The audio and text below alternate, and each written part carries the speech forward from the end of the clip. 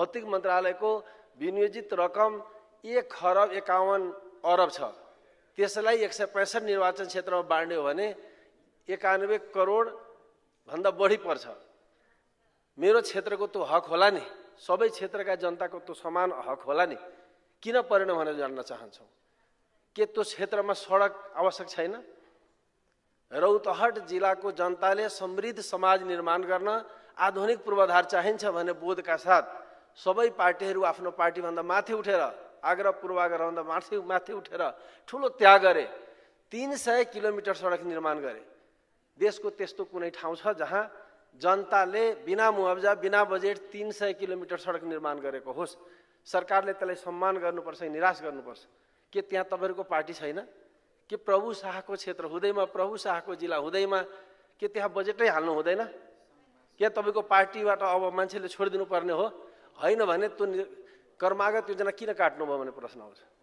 एक त त्यसलाई सम्मान गर्नु पर्थ्यो, त्यसको हक हो, समान ढंगले बाँड्ने भने 91 करोड पर्छ।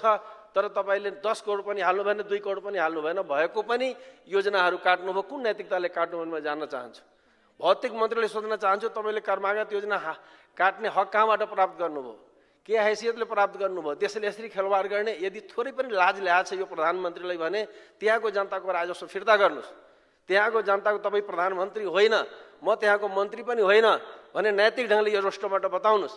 यदि तपाई सबैको हो भने किन बेइमानी गर्नु भन्ने प्रश्न गर्न चाहन्छु। भौतिक मन्त्रालयको विनियोजित रकम 1,51 खरब छ।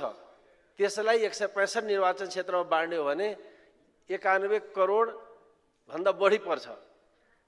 मेरो क्षेत्रको त्यो हक होला नि, सबै क्षेत्रका जनताको त्यो समान हक होला नि, किन परेन भनेर जान्न चाहन्छौँ। के त्यो क्षेत्रमा सडक आवश्यक छैन? रौतहट जिल्लाको जनताले समृद्ध समाज निर्माण गर्न आधुनिक पूर्वाधार चाहिन्छ भन्ने बोधका साथ सबै पार्टीहरू आफ्नो पार्टीभन्दा माथि उठेर, आग्रह पूर्वाग्रहभन्दा माथि उठेर ठुलो त्याग गरे।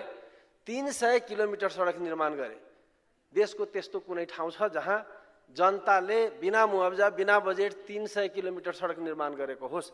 सरकारले त्यसलाई सम्मान गर्नुपर्छ, निराश गर्नुपर्छ। के त्यहाँ तपाईहरुको पार्टी छैन? के प्रभु शाहको क्षेत्र हुँदैमा, प्रभु शाहको जिल्ला हुँदैमा के त्यहाँ बजेटै हाल्नु हुँदैन?